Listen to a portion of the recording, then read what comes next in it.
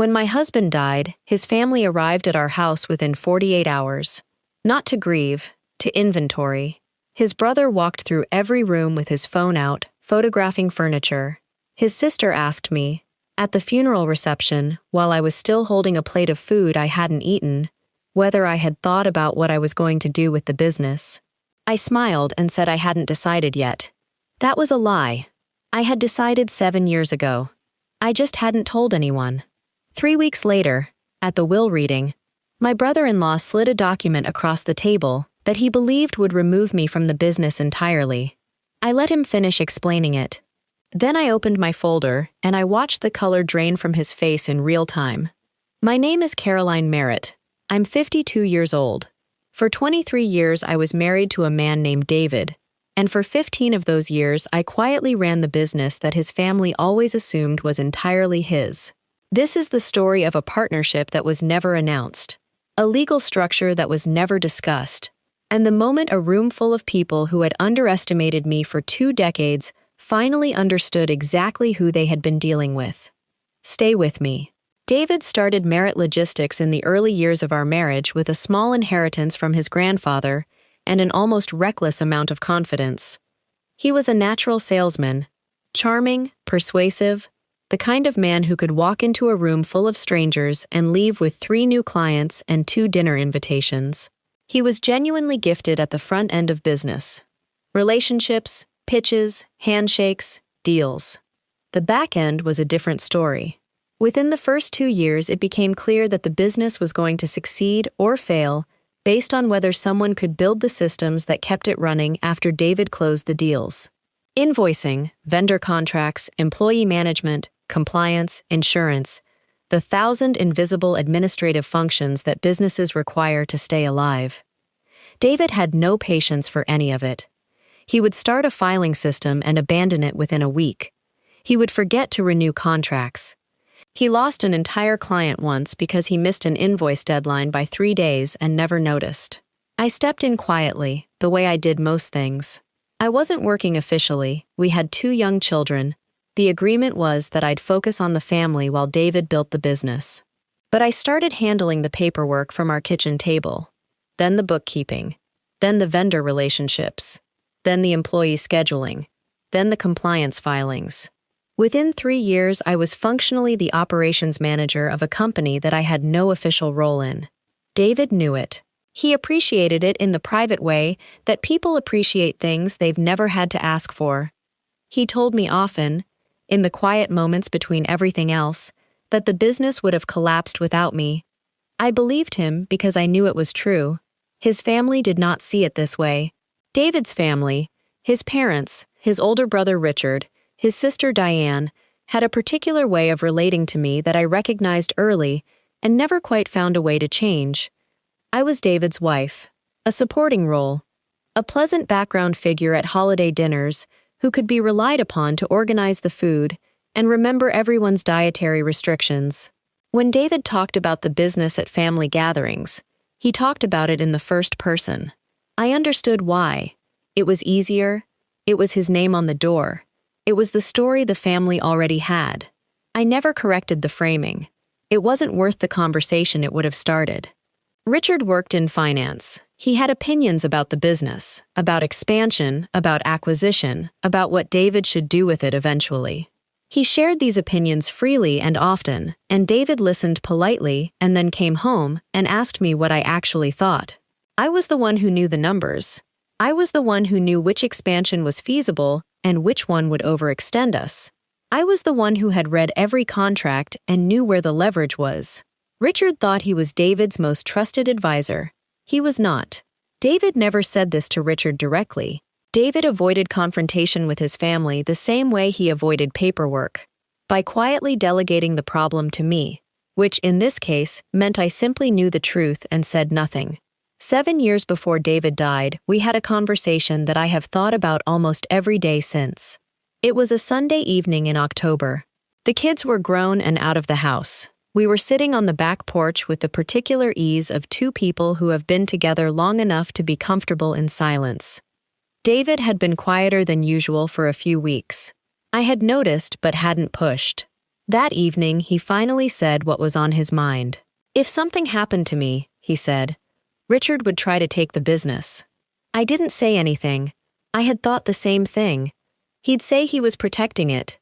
He'd say he was looking out for the family. But what he'd actually be doing is taking something that isn't his. David looked at me. I need to make sure that can't happen. We talked for 3 hours that night.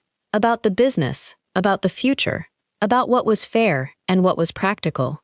David had already spoken to an attorney, quietly, without telling me, which was very unlike him, and which told me how seriously he'd been thinking about it.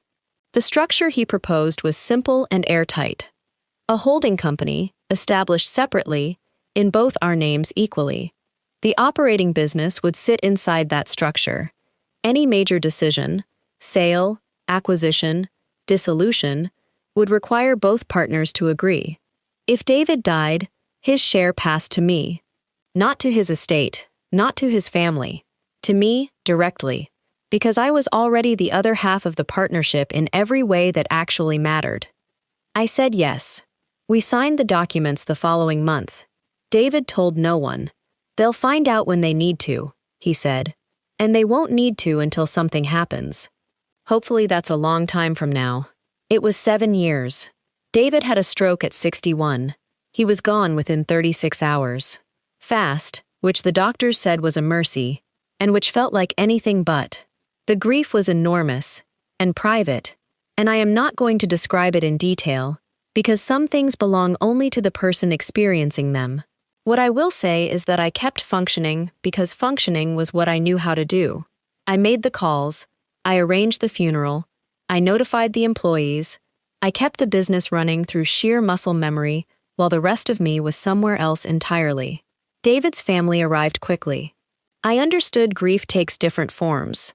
I tried to be generous about their presence. Richard's form of grief, it turned out, involved a great deal of interest in the business. He asked questions at the reception that should have waited weeks. He called the following Monday to discuss next steps. He stopped by the office twice that first week, which he had never done while David was alive, introducing himself to employees as though he were establishing something. His sister Diane asked me, gently but directly, whether I had thought about selling. She said it would be a lot to manage alone. I said I appreciated her concern. I did not say what I was thinking. 3 weeks after the funeral, we gathered for the will reading. David's will was straightforward for personal assets. The house to me, personal accounts to me, smaller bequests to the children. Richard and Diane received sentimental items they had asked about. Then the attorney came to the business. David's will left his interest in Merit Logistics to his estate, 60, to be divided among family members according to a schedule Richard had apparently helped him draft years ago, before the holding company existed. Richard had a copy of this schedule.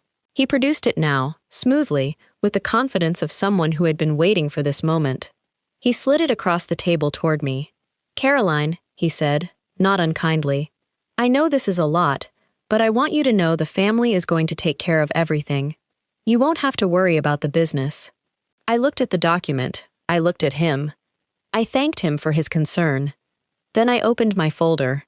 I placed the holding company documents on the table. The original filing, the partnership agreement, the ownership structure, all of it notarized, dated 7 years ago, entirely legal, entirely airtight. I watched Richard read it.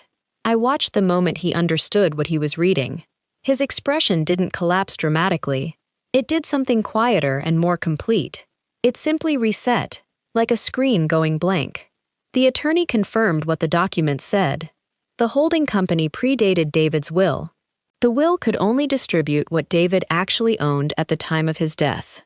What David owned at the time of his death was a 50% interest in a holding company, which, per the partnership agreement, passed directly to the surviving partner, me. Richard said, he never mentioned this. I said, no, he didn't.